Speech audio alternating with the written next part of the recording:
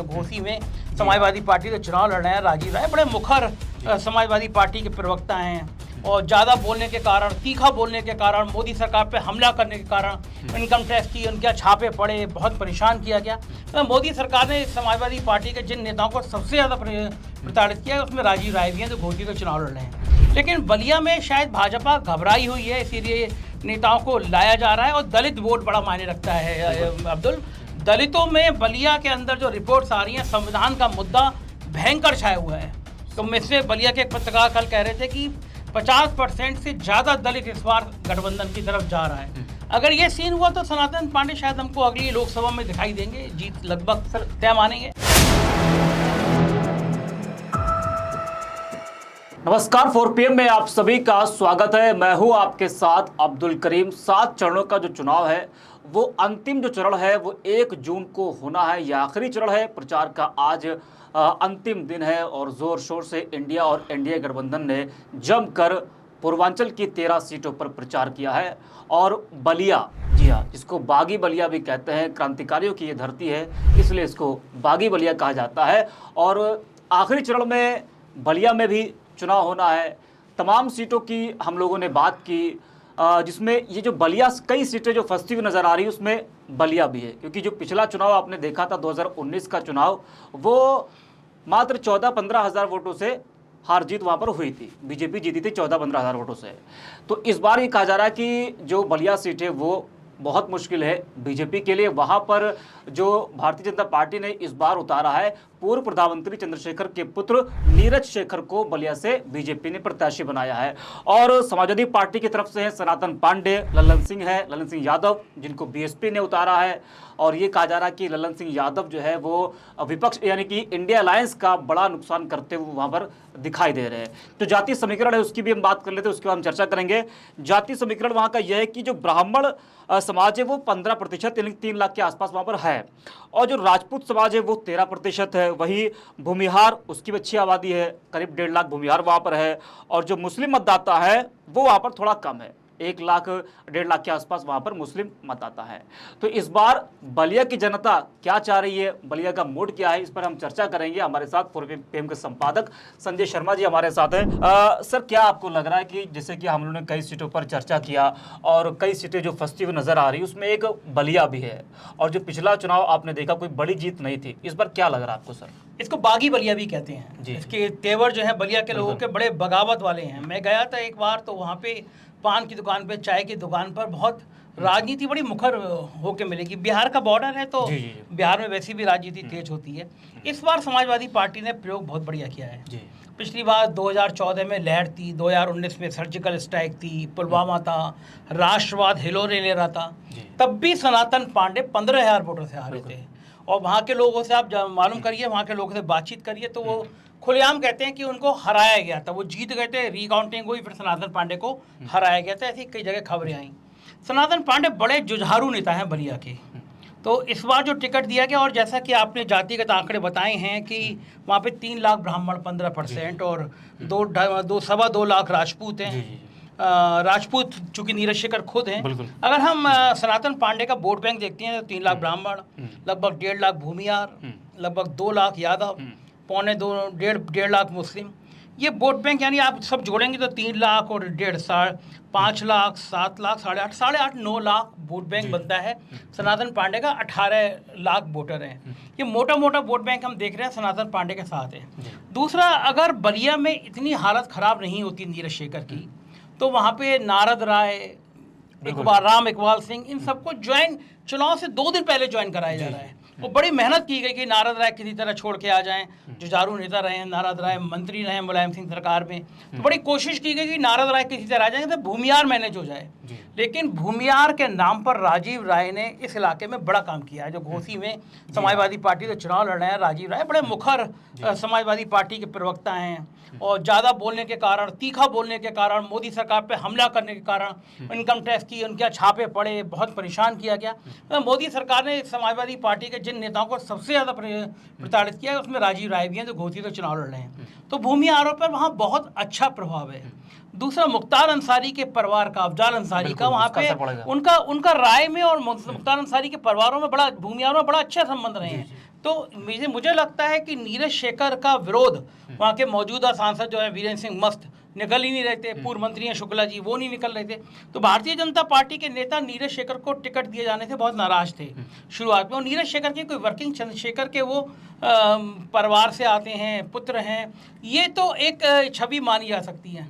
लेकिन चंद्रशेखर की जो विरासत थी वो नीरज शेखर कहीं संभाल नहीं पाए।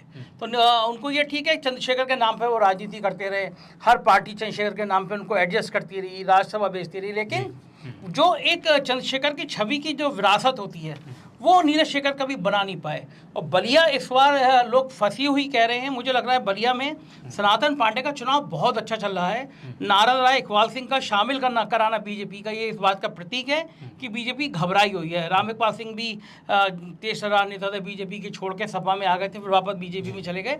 लेकिन बलिया में शायद भाजपा घबराई हुई है, इसीलिए नेताओं को लाया जा रहा है। और दलित वोट बड़ा मायने रखता है अब्दुल। दलितों में बलिया के अंदर जो रिपोर्ट्स आ रही हैं, संविधान का मुद्दा भयंकर छाया हुआ है। तो मिसले बलिया के एक पत्रकार कल कह रहे थे कि 50% से ज़्यादा दलित इस बार गठबंधन की तरफ जा रहा है। अगर ये सीन हुआ तो सनातन पांडे शायद हमको अगली लोकसभा में दिखाई देंगे, जीत लगभग तय मानेंगे। हाँ, वजह क्या मानते हैं कि 2014 से लेकर अगर देखा जाए तो अब तक भारतीय जनता पार्टी ने 3 प्रत्याशी बदले हैं। 14 में आपने उतारा भरत सिंह को, उसके बाद आप 19 में लेकर आए वीरेंद्र सिंह मस्त को, उसके बाद फिर आपने प्रत्याशी बदला, आप लेकर आए नीरज शेखर को। तो क्या वजह आप देख रहे हैं? देखो, ये तो बड़ी अच्छी है कि ये इस पे यहाँ पे प्रत्याशी बदल के कर रहे हैं। लोग तो ये मान रहे थे कि भाजपा की बैंड इसलिए बज रही है क्योंकि प्रत्याशियों ने काम नहीं किया। हालांकि अब गोदी मीडिया इस बात को ज़्यादा प्रचारित कर रहा है। अब तक चुनाव मोदी के नाम पर था कि मोदी आएंगे तो मोदी अकेले सब कुछ कर लेंगे। लेकिन जब 7वां चरण आते आते मैसेज आने लगा कि शायद सरकार नहीं आ रही है, तो गोदी मीडिया जो है अब ये प्रचारित करने में जुट गया कि साहब जो सांसद थे उन सांसद की छवि इतनी खराब थी, मोदी का कोई लेना देना नहीं है। लोकल एमपी खराब थे, तो कम से कम बलिया में उन्होंने बदल के, बलिया में ये कहने का मौका नहीं मिलेगा अगर हारे तो कि लोकल एमपी खराब था, तो नया एमपी दे दिया। ये बात अलग है कि नीरज शेखर उतने मुखर नहीं है, उतने तेज नहीं है, उतनी छवि नहीं है। लेकिन जिस तरह से पिछले चौथे चरण के बाद इंडिया गठबंधन ने तेजी पकड़ी है, बलिया में चुनाव तेज हुआ है, ब्राह्मण बहुत एग्रेसिव है, भूमियार उसके साथ खड़ा है, दलितों का बहुत बड़ा वोट बैंक उसके संग जा रहा है। और मुझे नहीं लगता बसपा ने जो यादव कैंडिडेट दिया है, यादवों के अंदर आप बच्चे से पूछेंगे तो उन्हें पता है कि मायावती ने कि ये कैंडिडेट केवल इसलिए दिया है कि अखिलेश यादव ना जीतने पाए, जो बनारस में उन्होंने प्रयोग किया है मोदी जी को सहूलियत देने के लिए। एक मुसलमान खड़ा कर दिया कि अजय राय टक्कर ना दे दें, तो मायावती का खेल एक्सपोज हो गया है। मुझे लगता है मायावती अपनी ज़िंदगी की सबसे बड़ी गलती कर गई है कि बड़ा सा शून्य ना उनके आगे आ जाए कि वो किसी सीट पर ना चुनाव जीत पाए। उन्होंने जौनपुर में ये प्रयोग किया, एक यादव कैंडिडेट दे दिया, उन्होंने बलिया में ये प्रयोग किया। लेकिन आप मान के चलिएगा कि यादव बसपा के प्रत्याशी को 5% भी नहीं मिलने जा रहे। तो बलिया में ये जो गठजोड़ है जाति का, वो सनातन पांडे के पक्ष में नजर आ रहा है। मुझे लग रहा है सनातन पांडे चुनाव जीत सकते हैं। अच्छा, जो ब्राह्मण कोर वोटर माना जाता है बीजेपी का, वो कहाँ, क्योंकि सपा के जो प्रत्याशी हैं वो खुद ब्राह्मण हैं, तो क्या आपको लग रहा है कि जो कोर वोटर है बीजेपी का वो जाएगा उनके साथ? नहीं, चला गया। हाँ। अब वो जमाने नहीं रहे कि वो ब्राह्मण जो है वो केवल बीजेपी के साथ रहेगा। सनातन वहाँ पे क्षत्रिय बनाम ब्राह्मण की एक बड़ी लड़ाई रही है। और बलिया में कभी आज तक कोई ब्राह्मण एमपी बना नहीं है, शायद जब से 72 साल में कभी नहीं बना। तो ब्राह्मणों के मन में यार कम से कम बलिया में खाता तो खुले। तो ब्राह्मण 100% वहाँ पे मुझे जो रिपोर्ट है वो सनातन पांडे के साथ है। तभी एक लड़ाई बड़ी बन रही है, एक रोचक लड़ाई बन रही है। मुझे लग रहा है सनातन पांडे का पलड़ा भारी हो जाएगा। नारद राय का सर आपने जिक्र किया, तो नारद राय के बीजेपी में आने से कितना फायदा है? क्योंकि दयाशंकर सिंह, आपको याद होगा जब वो वहाँ से चुनाव लड़ रहे थे तो उन्होंने एक बात कही थी, उनके ऊपर ये आरोप है नारद राय के ऊपर सीवर घोटाला, उनके ऊपर एक हत्याकांड का भी मुकदमा चल रहा है। तो दयाशंकर सिंह ने उस टाइम ये कहा था कि जो है सारे हम पर्दाफाश करेंगे। तो क्या आपको लग रहा है कि डर की वजह से, दबाव की वजह से नारद राय को बीजेपी ज्वाइन करना पड़ा? देखिए, नारद राय खुद प्रत्याशी थे, खुद चुनाव लड़ना चाहते थे, वो जुझारू नेता हैं, तेवर वाले नेता हैं। लेकिन वो जो पिछला विधानसभा चुनाव में, एक विधानसभा चुनाव वो हार भी गए थे। जब अखिलेश यादव शिवपाल की लड़ाई हुई तो शिवपाल यादव कैंप में चले गए थे, वापस आए। तो मुझे नहीं लगता कि केवल 2 दिन पहले अगर आप किसी नेता को ज्वाइन कराते हो तो 2 दिन में अपने वो वोट बैंक, अपनी मानसिकता बदल नहीं सकता। तो बहुत देर कराई, तो मुझे नहीं लगता इसका कोई फ़ायदा मिल पाएगा, गठबंधन को नुकसान कोई बहुत बड़ा हो पाएगा या बीजेपी को फ़ायदा मिल जाएगा, मुझे नहीं लगता। मुझे लगता है कि एक मैसेज जरूर चला गया कि घबरा रही है बीजेपी, इसीलिए सपा के नेताओं को तोड़ रही है। एक सर रिपोर्ट आपको दिखाना चाहेंगे, हमारे जो सहयोगी चितिचकांत, वो क्या कुछ कह रहे हैं, जरा उनकी आप एक रिपोर्ट देखिए। 2024 का लोकसभा चुनाव अपने अंतिम छोर पर है।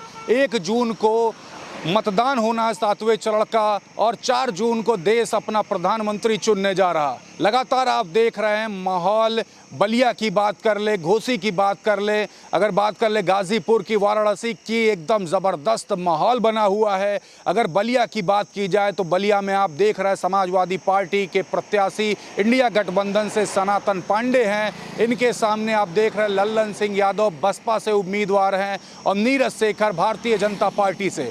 काफ़ी करारी टक्कर है, लेकिन अगर पब्लिक की बात कर ली जाए तो पब्लिक बलिया की लगातार बात कर रही है कि महंगाई और बेरोजगारी के मुद्दे पर वोट होगा। और दूसरी तरफ अगर बात कर ली जाए पूरी बेल्ट की, बलिया, घोसी, गाजीपुर बेल्ट की, तो सबसे ज़्यादा युवा मिलिट्री सर्विसेज में पूरे उत्तर प्रदेश में इसी बेल्ट से गए हैं। और बात करते हैं अग्निवीर योजना है, अग्निवीर योजना के खिलाफ इस बार वोट होगा। तो आप समझ सकते हैं अग्निवीर योजना से कितना नाराज़ है युवा। काफ़ी जो मन में जो बातें थी, मसों से बैठे थे, उसको लेकर के बातें होती हैं कि इस बार अग्निवीर योजना के खिलाफ वोट करेंगे।